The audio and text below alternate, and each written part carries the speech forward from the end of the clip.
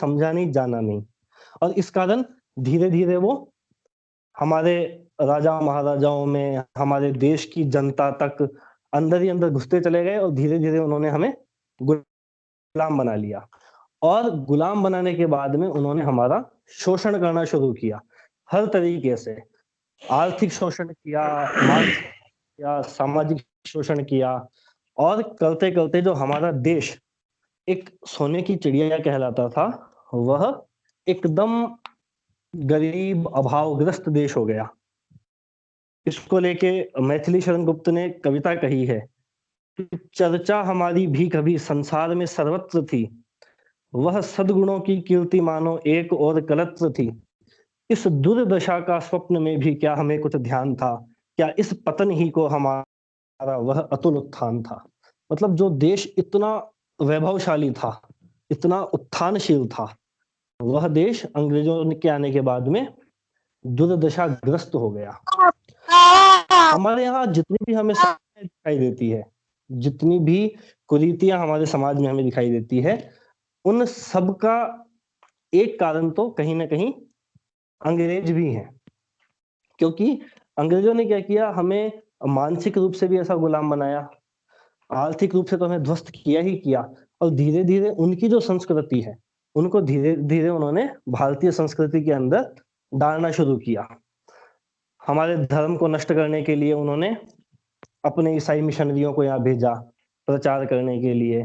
इसके अलावा उन्होंने जो संप्रदायवाद, हिंदू मुस्लिम का भेद हमारे यहाँ कभी नहीं था, हम हमेशा आपस में मिलजुल के रहा करते थे, उन्होंने सांप्रदायिकता के बीज हमारे देश में बो दिए। उन्होंने हमारे जो भी प्राचीन मंदिर थे उनको निशाना बनाया, हमारी जो भी रीति रिवाज थे, हमारी संस्कृतियां थी, उनको निशाना।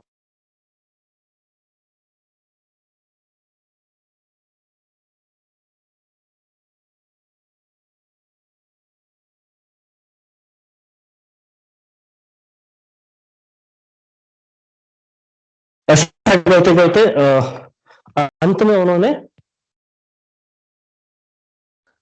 इस दुर्दशा के कगार पे लाके कि जब हमारा देश आजाद हुआ, उस समय हमारे पास में हमारा खुद का कुछ भी नहीं था। ना तो हम विज्ञान में कुछ उन्नति की ओर थे, ना हमारे पास में कोई ढंग के उद्योग धंधे कुछ थे, और निरक्षरता हमारे समाज में व्यापक स्तर पे फैली हुई थी, गरीबी हमारे समाज में व्यापक स्तर पे फैली हुई थी। इन सब के बावजूद, इनसे आगे बढ़ते बढ़ते हम आज इस स्तर पे पहुंचे हैं कि आज हमारा देश पुनः विश्व शक्ति बनने की ओर अग्रसर हो रहा है। यदि हम अर्थव्यवस्था के हिसाब से देखें तो आज हम देश की तीसरी सबसे बड़ी अर्थव्यवस्था बनने की ओर जा रहे हैं। यदि हम राज्य व्यवस्था के हिसाब से देखें तो आज हम दुनिया के सबसे बड़े लोकतंत्र हैं। जिन देशों से हमने लोकतंत्र सीखा है, आज हम उन्हें लोकतंत्र का पाठ पढ़ाते हैं। विज्ञान में हम देखें तो कई बड़े बड़े वैज्ञानिकों को, भारतीयों को नोबेल पुरस्कार मिला है, जैसे सीवी रमन है, चंद्रशेखर है, भाभा है। यदि हम अंतरिक्ष के क्षेत्र में देखें तो आपने हाल ही में पढ़ा होगा कि इसरो ने, जो हमारे देश का अंतरिक्ष शोध संस्थान है, उसने विदेशी अमेरिका जैसे देशों की सैटेलाइटों को हमने लॉन्च किया है। क्योंकि हम आज अंतरिक्ष के क्षेत्र में इतने आगे बढ़ गए हैं कि वो लोग हमारे पास आते हैं हमसे सहायता मांगने। हमारे जो उद्योगपति हैं वो विश्व के जाने माने उद्योगपतियों की लिस्ट में शामिल हैं। अभी आपने कोरोना काल में देखा कि हमने कोरोना से किस प्रकार लड़ाई करी है, किस प्रकार कोरोना को हराया है, और आज हम विश्व के अनेक देशों को वैक्सीन भी अपनी ओर से सप्लाई कर रहे हैं। हमारे दुश्मन देशों तक को हम वैक्सीन हमारी ओर से दे रहे हैं। तो इतने आगे हम बढ़ गए हैं। जो फार्मास्यूटिकल कंपनियां होती हैं, यानी जो दवाइयां बनाती है, विश्व में सबसे ज्यादा फार्मास्यूटिकल कंपनियां हमारे देश में हैं, हमारे देश की हैं। और पूरे विश्व में जेनेरिक दवाइयां सप्लाई करने में हम पहले नंबर पे आते हैं। ऐसा आज हमारा देश आजादी के बाद हुआ है। उस स्थिति से इस स्थिति तक आने में कई महापुरुषों का योगदान रहा है, इस देश के नागरिकों का योगदान रहा है, कई राजनेताओं का योगदान रहा है, तब हम आज इस स्तर तक पहुँच पाए हैं। जो अंग्रेज कभी हमें गुलाम बनाकर चले गए, वो अंग्रेज आज हमसे आगे बढ़कर दोस्ती करना चाहते हैं। अंग्रेज हमसे सहायता लेना चाहते हैं। तो ये सभी इसी बात की ओर इशारा करते हैं कि जल्द ही हम विश्व में अपने पुराने गौरवशाली पद को प्राप्त करेंगे। परम पूज्य गुरुदेव ने कहा है कि राजनीतिक स्वतंत्रता से हमें सुरक्षा और आर्थिक या भौतिक प्रगति की आशा बंधी है। यानी हमारा जब देश आजाद हुआ तो हमें राजनीतिक स्वतंत्रता तो मिल गई और उसके कारण हमें सुरक्षा मिली, आर्थिक प्रगति हुई, भौतिक प्रगति हुई, लेकिन बौद्धिक और सामाजिक क्रांति का दायित्व, नैतिक क्रांति का दायित्व अभी उसी वर्ग के कंधों पर है जो अपने को लोक सेवी वर्ग कहता है। अर्थात राजनीतिक स्वतंत्रता तो हमने आंदोलन करके, स्वतंत्रता संग्राम करके प्राप्त कर ली, लेकिन बौद्धिक स्वतंत्रता हमें कैसे मिलेगी, सामाजिक स्वतंत्रता कैसे मिलेगी? तो परम पूज्य गुरुदेव कहते हैं कि लोक सेवियों का कार्य है ये। लोक सेवियों को इसके लिए आगे आना पड़ेगा और इसलिए जो लोक सेवी हैं वो पिछड़ी स्थिति में नहीं रहना चाहिए, उससे अपने दायित्वों से कतराना नहीं चाहिए, वरना देश की वास्तविक प्रगति नहीं हो सकेगी। और यदि भारत से सद्ज्ञान का सूर्य उदय नहीं हुआ तो संसार में अंधकार ही बना रहेगा। अर्थात संसार में यदि हमें, मतलब विश्व के स्तर पर यदि हमें सद्ज्ञान लाना है, विश्व के स्तर पर हमें यदि शांति लानी है, विश्व के स्तर पर यदि हमें प्रकाश लाना है, तो इसका प्रयास कहाँ से शुरू होगा? भारत से शुरू होगा, क्योंकि भारत ही एकमात्र ऐसा देश है या भारतीय संस्कृति ही एकमात्र ऐसी संस्कृति है जो बौद्धिक स्तर पे इतनी ऊंची है और जो विश्व को इस तरह के ज्ञान दे सकती है। लेकिन अब आज क्या हो गया है, आज का जो युवा है, अब हमें देश वेश से इतना मतलब रहता नहीं है। आजकल के युवा की सबसे बड़ी समस्या क्या है कि वो अपने में डूबा रहता है, उसका सोच बहुत संकीर्ण हो गया है, उसकी चिंतन बहुत संकीर्ण हो गया है, वो बस अपनी दुनिया से नहीं निकलना चाहता है। मोबाइल, टेलीविजन या फिर अपना जो भी प्रोफेशनल कोर्स है वो पढ़ाई करता है, बस उन्हीं में वो डूबा रहता है। आज का युवा ये जानता ही नहीं कि भारत माँ को परतंत्रता की बेड़ियों से मुक्त कराने के लिए कितने देशवासियों ने सर्वोच्च बलिदान दिया। और आज भी कभी पाकिस्तान, कभी चीन, कभी कारगिल की बर्फीली चोटियों पर जान हथेली पर रखकर शत्रु से लोहा ले रहे हैं। कितनों ने ही अपनी जवानियां देश के लिए अर्पित कर दी है। काकोरी कांड हुआ था जब क्रांतिकारियों को अंग्रेजों से लड़ाई करने के लिए पैसा चाहिए था, उनके पास पैसा था नहीं, तो उन्होंने सोचा कि एक ट्रेन में डाका डाल के हम कुछ पैसा लूटेंगे, जो सरकारी खजाना था, यानी अंग्रेजों का जो खजाना था उसको लूटेंगे और फिर पैसे से हम सरकार के खिलाफ आंदोलन को खड़ा करेंगे। तो उस इसी कांड को काकोरी कांड कहा जाता है और इसके एक सूत्रधार थे अशफाक उल्लाह खां। तो बाद में पकड़े गए, पुलिस ने पकड़ लिया, किसी ने चुगली कर दी और इस तरह से पकड़े गए, तो इनको फांसी की सजा हुई। जब अशफाक उल्लाह खां ने फांसी का फंदा गले में डाला तो उस समय इन्होंने कहा कि मैं हिंदुस्तान की जमीन में पैदा हुआ हूं, हिंदुस्तान ही मेरा घर है, मेरा धर्म है और ईमान है, मैं हिंदुस्तान के लिए मर मिटूंगा और इसकी मिट्टी में मिलके फक्र का अनुभव करूंगा। ऐसे ऐसे हमारे महान स्वतंत्रता सेनानी हुए हैं। शहीद मदन लाल ढींगरा, जिन्होंने जलियांवाला बाग वाले जनरल डायर की हत्या की थी लंदन के अंदर, और जब उन्हें फांसी पे चढ़ाया जा रहा था तो उन्होंने कहा कि भारत माँ की सेवा ही मेरे लिए श्री राम और कृष्ण की पूजा है। ऐसे ही स्वामी रामतीर्थ जी ने कहा था कि देश की खातिर मेरी दुनिया में यह तौकीर हो, हाथ में हो हथकड़ी और पाँव में जंजीर हो, सूली मिले फांसी मिले और मौत दामनगीर हो। तो ऐसे ऐसे महान सेनानी हुए हैं जिनके लिए देश सबसे बढ़ के था और देश से बड़ा कुछ भी नहीं था। और एक आज के हम युवा हैं, पहली बात तो देश को ना तो समझते हैं। देश के लिए कुछ कर गुजरने की बात तो बहुत दूर की है। यदि आप आज किसी भी युवा से पूछ लेंगे, जैसे अभी थोड़े दिन पहले गणतंत्र दिवस गया, तो देश के 95% युवाओं को ये नहीं पता कि गणतंत्र होने का मतलब क्या होता है, कि हमारा देश गणतंत्र है, इसका मतलब क्या है। देश के बारे में नहीं के बराबर जानकारी है, देश की समस्याओं के बारे में नहीं के बराबर जानकारी है। हम केवल अपनी भौतिक सुख-सुविधाओं की पूर्ति में लगे हुए हैं। पैसा कमाना है, नौकरी करनी है, शादी करनी है, सेटल हो जाना है, बस यहीं तक हमारा लक्ष्य रह गया है। थोड़ा और आगे बढ़ें, थोड़े हम समझदार हैं, तो हाँ ठीक है, खुद का व्यक्तिगत निर्माण कर लेना है, खुद का आध्यात्मिक उत्थान कर लेना है, यहाँ तक हमारा सोच सीमित रह गया है। हम इससे आगे बढ़ के नहीं सोचते हैं कि हमारे इस देश के लिए भी कुछ दायित्व हैं। देश ने हमें एक पह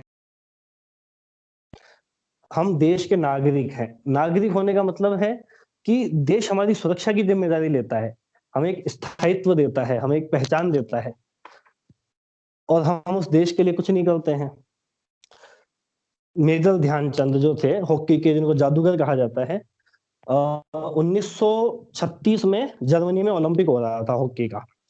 तो उस समय मेजर ध्यानचंद वहाँ पे गए खेलने। उस समय जर्मनी में हिटलर वहाँ का तानाशाह हुआ करता था।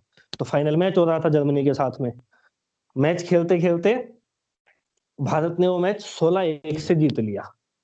मतलब 16 गोल भारत ने किए, 1 गोल जर्मनी ने किया और इन 16 में से भी 15 गोल अकेले मेजर ध्यानचंद ने किए। तो खेल खत्म हो गया, तो हिटलर आया।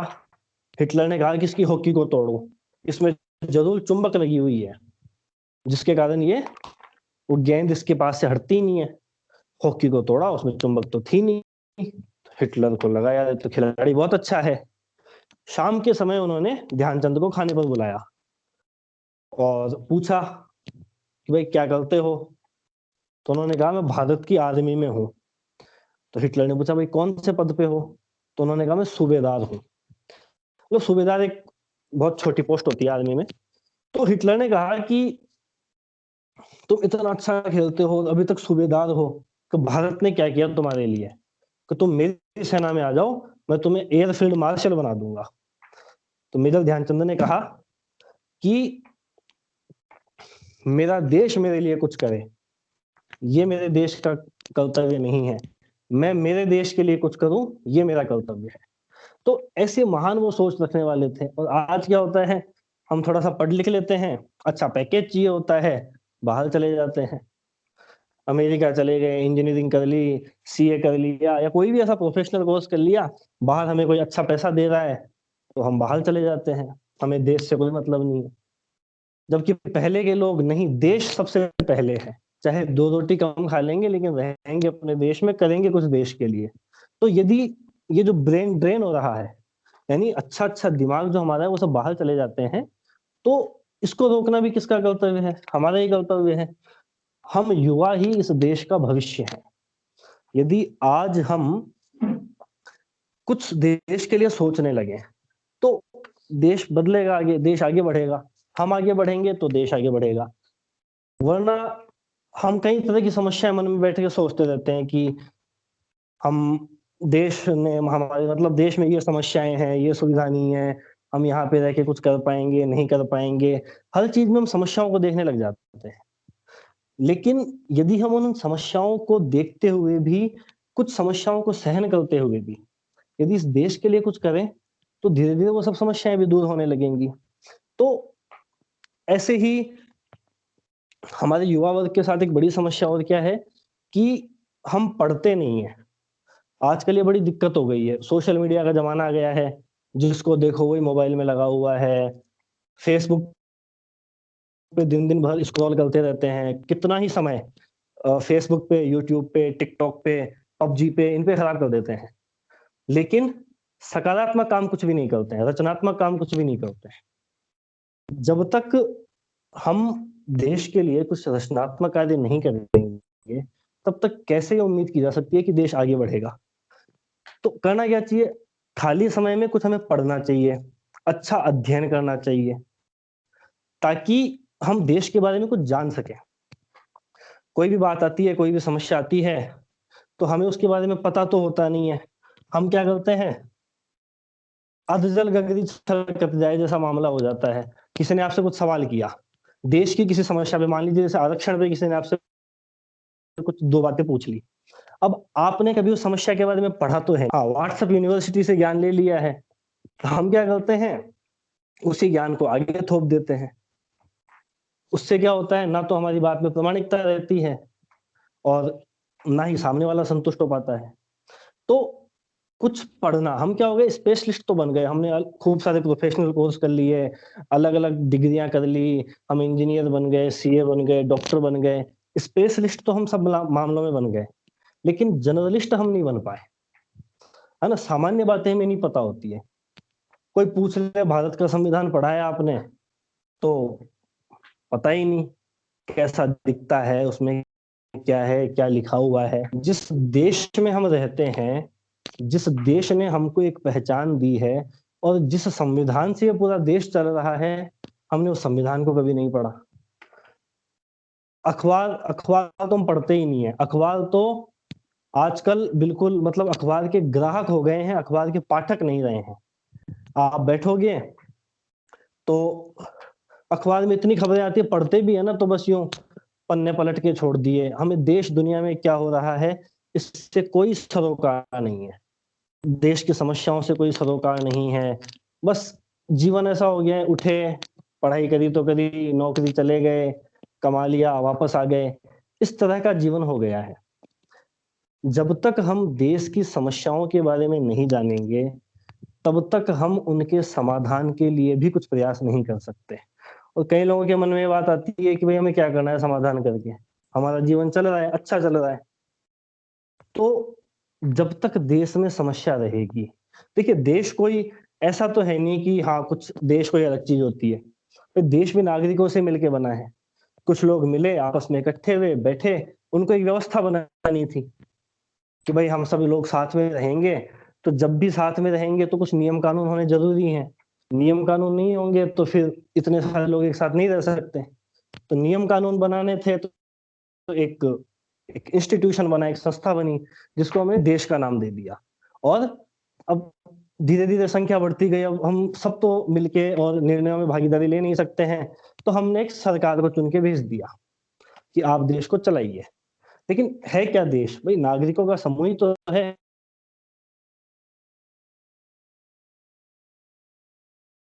की समस्याओं से देश प्रगति कैसे कर पाएगा? और धीरे-धीरे जो देश की समस्या, वो देश की समस्या, देश क्या है, कोई मिट्टी का टुकड़ा तो है ही नहीं कि साहब देश में गरीबी है। गरीबी से क्या मतलब है? यूँ थोड़ी ना है कि मिट्टी गरीब हो गई है। देश में गरीबी का मतलब है देश के नागरिक गरीब है।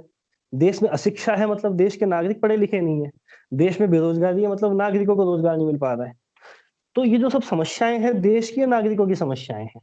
लेकिन नागरिक जो हैं, ख़ास करके आज का युवा वर्ग, वो उन समस्याओं से खुद को दूर किए हुए है। उसे रुचि नहीं है ना, इंटरेस्ट खत्म हो गया है बिल्कुल। गप्पे लड़ा लेंगे 4 घंटे बैठ के फालतू की बातों पे। पूरा दिन भर पबजी खेलने में लगा देंगे। लेकिन थोड़ी देर के लिए देश की समस्याओं पे विचार-विमर्श करना हो, तो हम दूर हट जाते हैं। यदि इस तरह का हमारा एटीट्यूड रहेगा, इस तरह का युवाओं का रवैया रहेगा, तो देश कैसे आगे बढ़ेगा? कुछ युवा, एक तो भगत सिंह जैसे युवा थे, चंद्रशेखर आज़ाद जैसे युवा थे, जो देश के लिए मर मिट गए कि नहीं, मैं रहूँ या ना रहूँ, ये देश रहना चाहिए। इस तरह की भावना कुछ लोगों के मन में थी। बिस्मिल, उनके साथी, मतलब जब वो बड़ी मस्ती से गाते चलते थे कि सरफरोशी की तमन्ना हमारे दिल में है, देखना है ज़ोर कितना बाजुए कातिल में है। अशफाक उल्लाह खां से जब उसकी अंतिम इच्छा पूछी गई, तो उसने कहा, कुछ आरज़ू नहीं है, आरज़ू तो यह है। कुछ आरज़ू नहीं है, आरज़ू तो यह है। रख दे कोई ज़रा-सी खाक ए वतन कफ़न में। मतलब ऐसे-ऐसे जज़्बात वो देश में लिए चले जा रहे थे। और चलिए उस समय तो देश आज़ाद था, सॉरी गुलाम था, तो हम मानते हैं कि उस समय की समस्याएँ थी। आज भी मैं कई लोगों से बात करता हूँ तो उनके मन में ऐसा रहता है कि उस समय तो देश गुलाम था, हम होते तो हम ही लड़ जाते। आज कोई देश गुलाम थोड़ी ना है, क्या करें हम देश के लिए? कई लोग कहते हैं कि क्या हम खुद बॉर्डर पे चले जाएं क्या लड़ाई करने के लिए। देखिए, बॉर्डर पे जाना या फिर देश की यदि गुलाम होता तो हम ये कर देते। देशभक्ति का केवल यही एक पैमाना नहीं होता है। देशभक्ति के कई सारे पैमाने हो सकते हैं। एक तो आज एक समस्या क्या है कि हम पहली बात तो ये नहीं समझते हैं कि देशभक्ति है क्या? भाई देशभक्ति सड़क पे नारे लगाते हुए चलना, रैलियाँ निकालना या फिर राम मंदिर बन रहा है तो राम मंदिर के लिए चंदा दे दिया या फिर मोदी जी को वोट दे दिया तो देशभक्त हो गए। आजकल ऐसा भी ट्रेंड चल रहा है कि जो मोदी जी को वोट नहीं देता है वो देशभक्त नहीं होता है, उसे पाकिस्तान चले जाना चाहिए।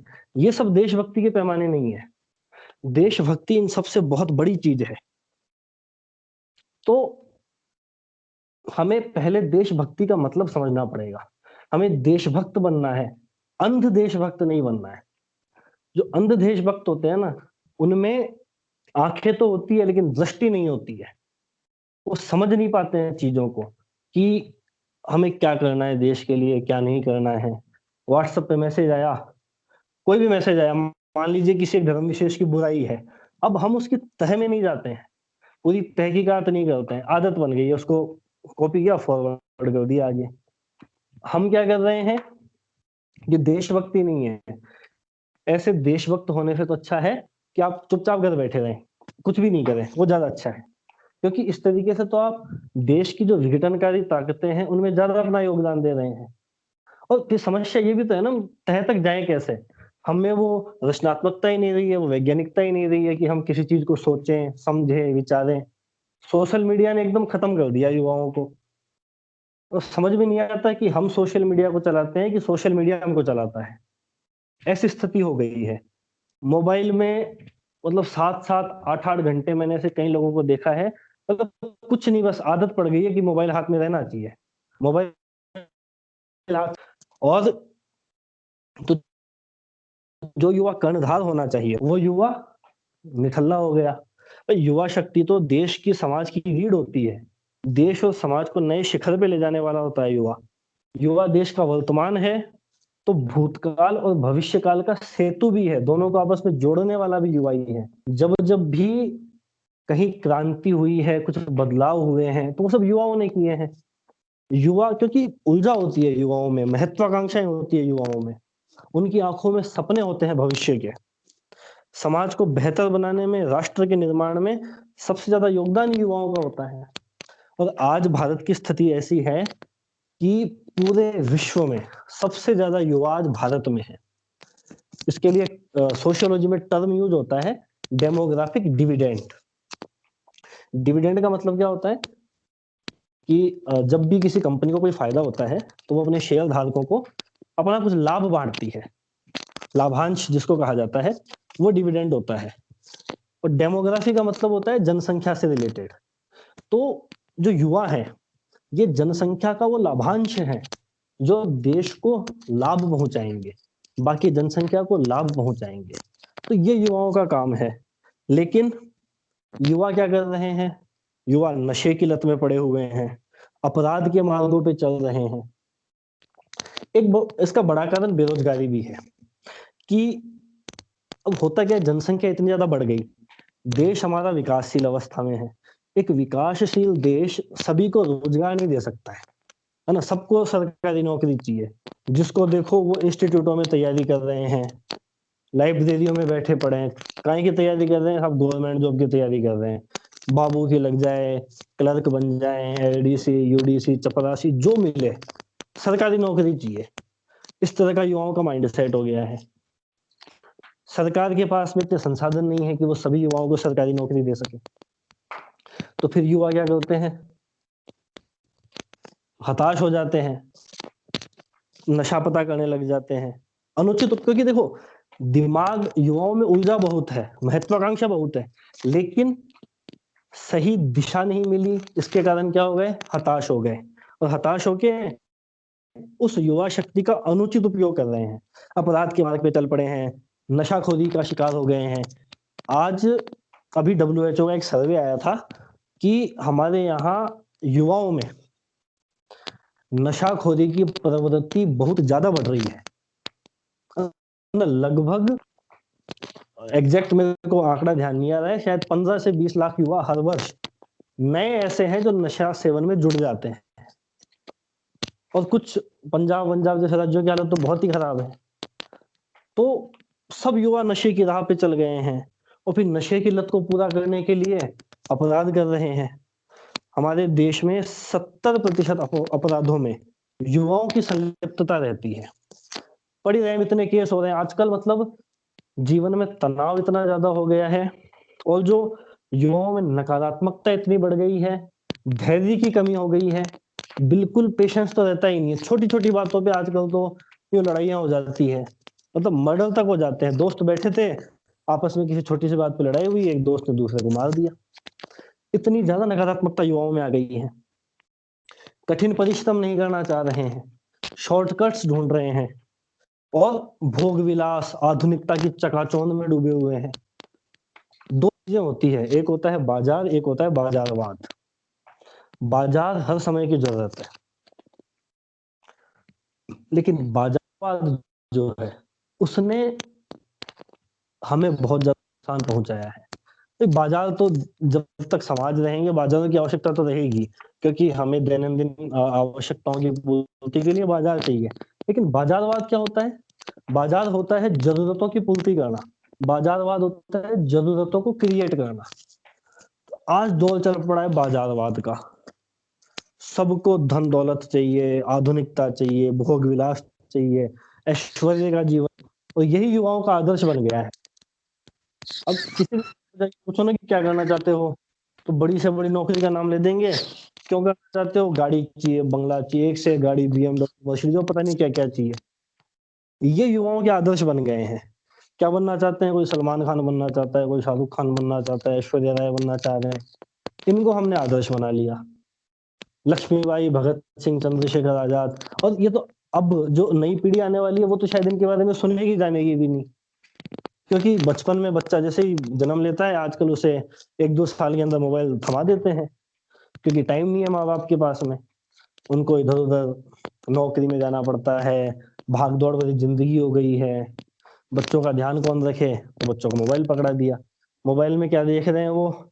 लकड़ी की काठी, काठी का घोड़ा, भगत सिंह, चंद्रशेखर आजाद, दादी नानी की कहानियां, रामायण महाभारत की कथाएं, ये सब सुनना बंद कर दिया हमने। तो क्या होगा? नकारात्मकता ही आएगी। यूट्यूब, पबजी खेल रहे हैं, हिंसा को बढ़ावा दे रहे हैं, दिमाग में मतलब इसको मार दिया, उसको मार दिया, इस टाइप के तो गेम आ गए हैं। बाहर जाके मिलना जुलना, इतने अच्छे हमारे खेल थे, एक समाज में मेल मिलाप होता था, एक समरसता बढ़ती थी, वो सब हमने बंद कर दिया। आउटडोर गेम सब बंद हो गए, इंडोर में वीडियो गेम खेल रहे हैं। वो सारे गेम ऐसे हैं कि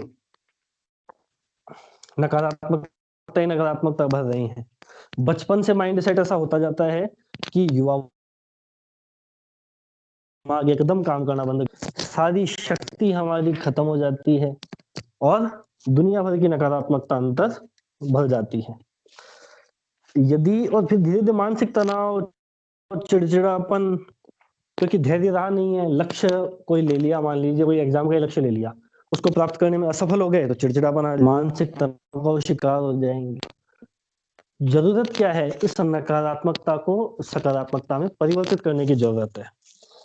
यदि युवा शक्ति को सही दिशा नहीं दिखाई गई, यदि युवा शक्ति को उपयुक्त कार्य नहीं दिए गए, तो ये मानव संसाधन है, जो युवा है वो मानव संसाधन है, और यदि इनका नुकसान हो रहा है तो ये राष्ट्र का नुकसान हो रहा है, ये राष्ट्रीय क्षय है। इसके लिए क्या किया जाए? भाई, रोजगार की समस्या का एक बड़ा अच्छा समाधान है कि हम स्किल डेवलपमेंट करें, अपने अंदर दक्षताओं का विकास करें। हमारे देश में ऐसा नहीं है कि सब चीजें अच्छी अच्छी रही हो, कई पुरानी चीजें कुछ खराब भी रही हैं, बहुत सी रूढ़ियां रही है, कई ऐसी मान्यताएं हैं, कई रीति रिवाज हैं, कई ऐसे कर्मकांड हैं, जाति प्रथा, वर्ण व्यवस्था, महिलाओं की गिरती दशा, बाल विवाह, दहेज प्रथा, कई समस्याएं रही है, और वो लोगों के मन में इतनी गहराई तक पहुंच गई है कि उनसे छुटकारा पाना आसान नहीं है, कठिन है। और जब तक समाज में ऐसे दुराग्रहों को हम दूर नहीं करेंगे, तब तक भारत आगे बढ़ भी नहीं सकता है।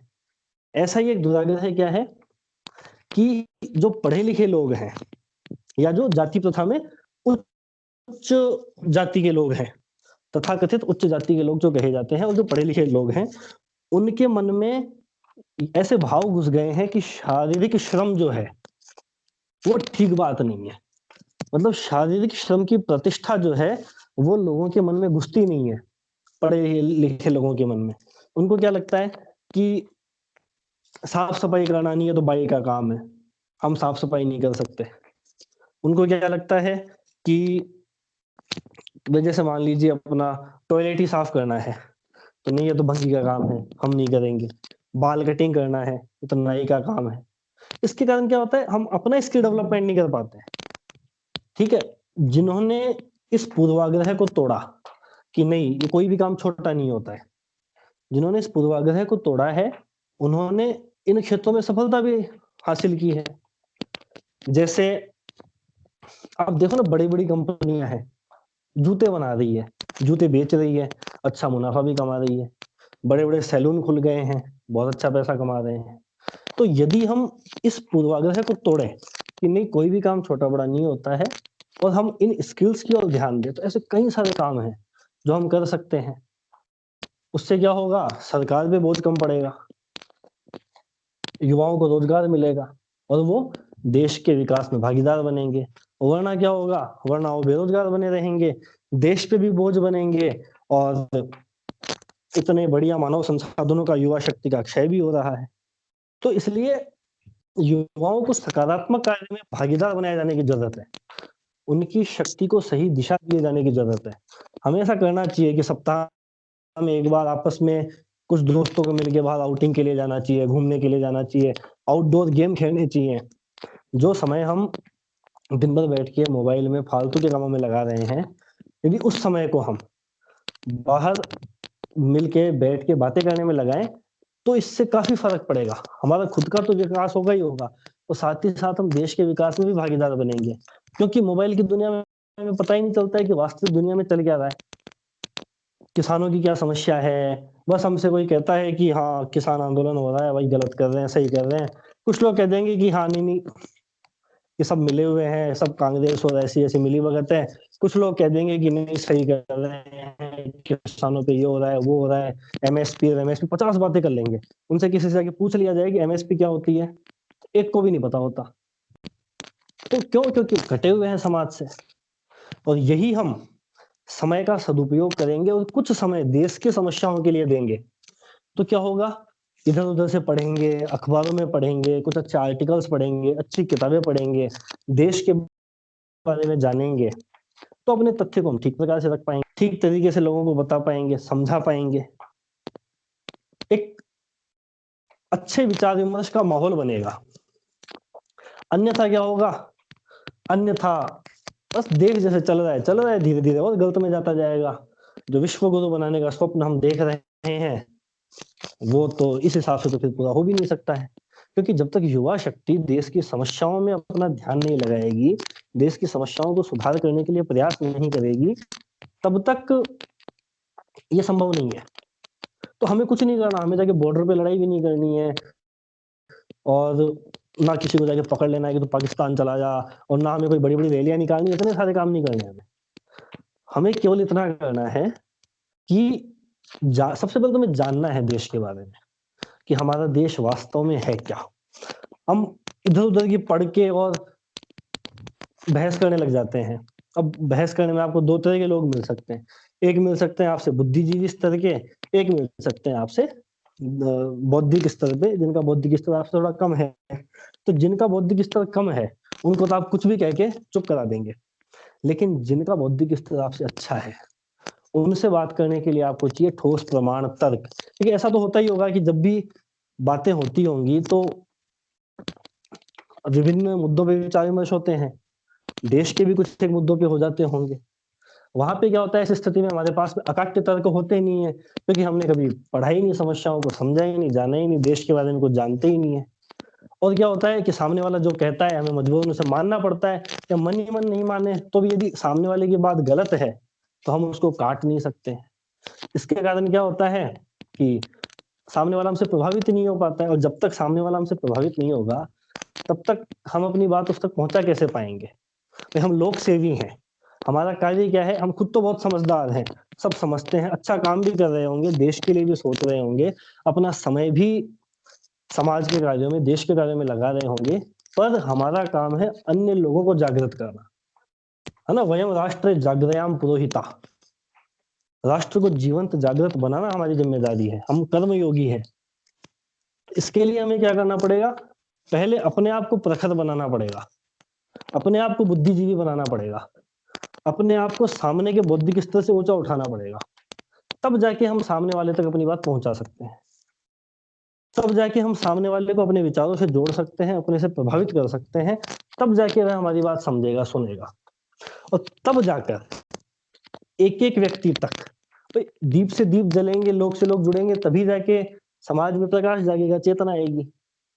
जब तक ऐसा नहीं होगा, तब तक समाज में चेतना भी नहीं आ सकती है।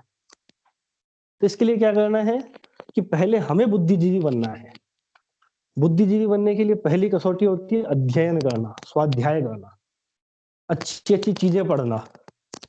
यदि हम रोज़ आधा घंटा भी अच्छी चीज़ें पढ़ने के लिए समय निकालेंगे, तो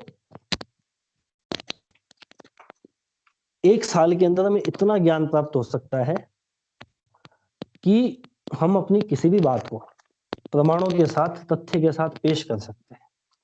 देश की समस्याओं पर उचित विचार-विमर्श कर सकते हैं, और सामने वाले को तक अपनी बात पहुँचा सकते हैं। और पढ़ें क्या? तो पढ़ने के लिए खूब चीज़ें हैं, अच्छी-अच्छी किताबें हैं, लेकिन देश के बारे में हमें पढ़ना चाहिए कि देश की मतलब हमें एक बेसिक समझ तो होनी चाहिए देश की। जब तक देश की बेसिक समझ नहीं होगी, तब तक देश की समस्याओं के निराकरण में या देश के उत्थान में हम योगदान नहीं कर पाएँगे। देश की विकास परियोजनाओं में हम भागीदार नहीं बन पाएँगे। हमारे देश में या विश्व के किसी भी डेवलप्ड नेशन में जाइए और वहाँ के नागरिकों से पूछिए, तो उन्हें देश के बारे में बेसिक जानकारियाँ तो सबको होती है। केवल हमारे देश के साथ या हमारे जैसे कुछ एक देशों के साथ समस्या है कि हमें देश के बारे में बेसिक नॉलेज भी नहीं होता है। तो युवा शक्ति को इसमें भी आगे आना पड़ेगा। वैसे तो युवा शक्ति काफ़ी मामलों में आगे रहती ही है। जैसे और आप देश के लिए क्या-क्या कर सकते हैं कि ऐसा होता है कि हमारे आस-पास कई छोटी-मोटी समस्याएँ आती रहती है, ठीक है? कोई भी प्राकृतिक आपदा आ सकती है, कभी बाढ़-वाढ़ आ गई, या मान लीजिए और कोई हो गया, कोई आपको कोई भूखा दिख गया, कोई गरीब दिख रहा है, ऐसे कई तरह की समस्याएँ दिख सकती हैं।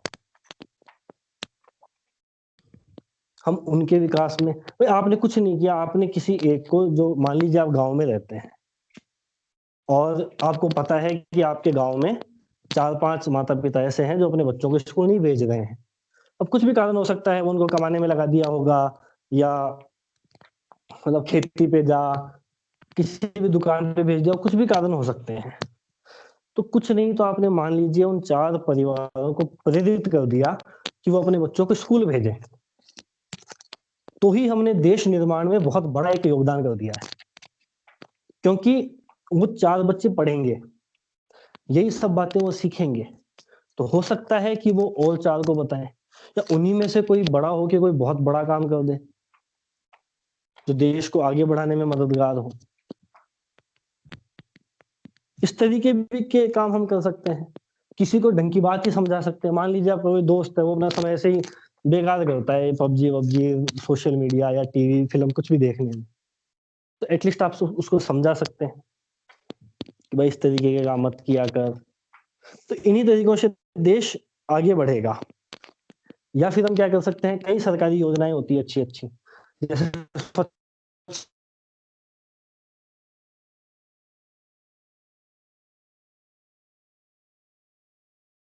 इतना तो कर ही सकते हैं कि भाई हाँ, कभी भी खुद से कोई कचरा नहीं फैलाएँगे। ऐसा एक मन में हम संकल्प ले सकते हैं, यही देश के निर्माण में एक बहुत बड़ा योगदान माना जाएगा। तो इस तरह के अनेकानेक कार्य हैं, यदि हम करना चाहें तो आराम से कर सकते हैं। देखो, राष्ट्र निर्माण का कार्य आसान नहीं होता है, राष्ट्र निर्माण का कार्य बहुत कठिन होता है और इसे एक साथ एक समय में किया भी नहीं जा सकता है ना? इसको चरणों में करना पड़ता है, केवल एक व्यक्ति से नहीं होगा, कई व्यक्तियों को लगना पड़ेगा, काफी श्रम साध्य कार्य है। लेकिन हाँ, हम गिलहरी की भांति इस कार्य में योगदान दे सकते हैं।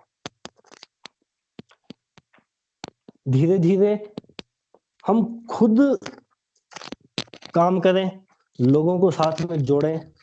जितने लोगों को आप अपने साथ में जोड़ते जाएंगे, आगे से आगे कारवां बढ़ता चला जाएगा।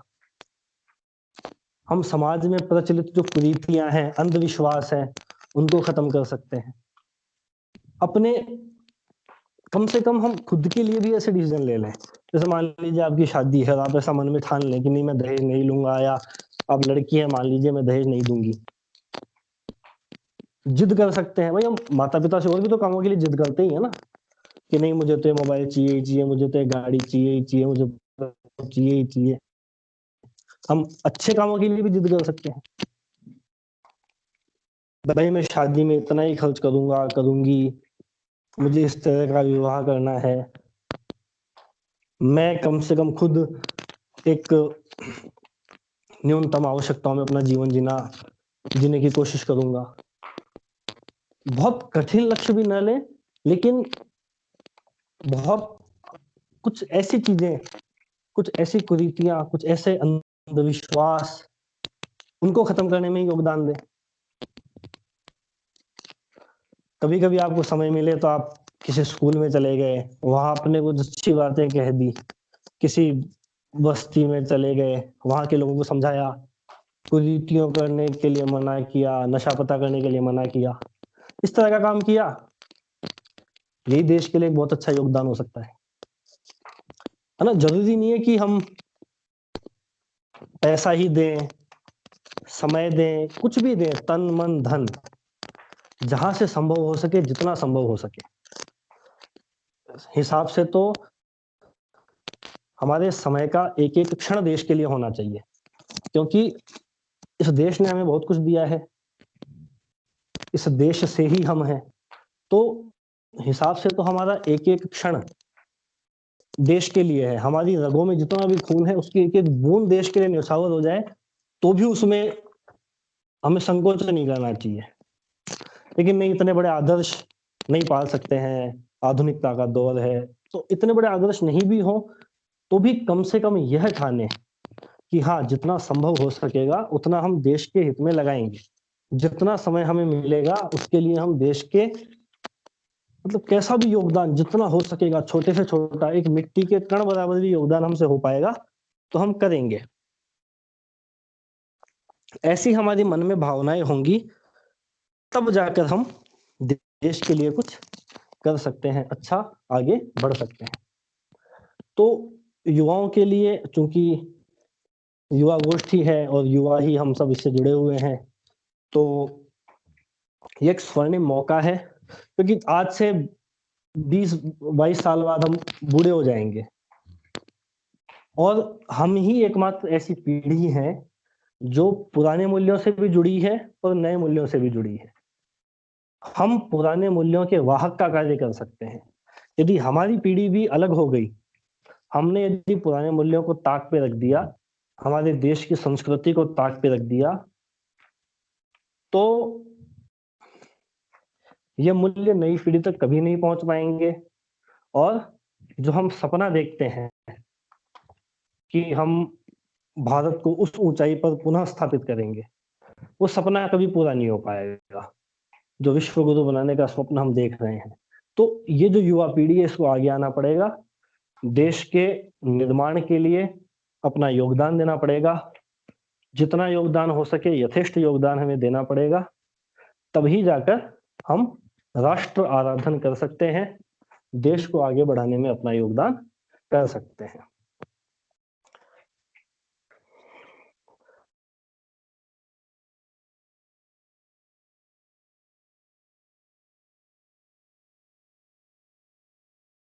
कि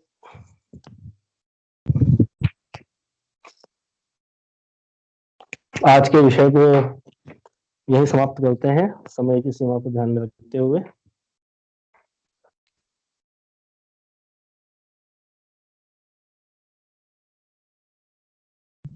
तो सभी एक बार शांति पाठ करेंगे, तो उसके बाद हम आज की गोष्ठी समाप्त करते हैं। ओम द्यो शांति अंतरिक्षं शांति पृथ्वी शांति शांतिरेधि। ओम शांति शांति शांति सर्वारिष्ट शांतिर्भवतु।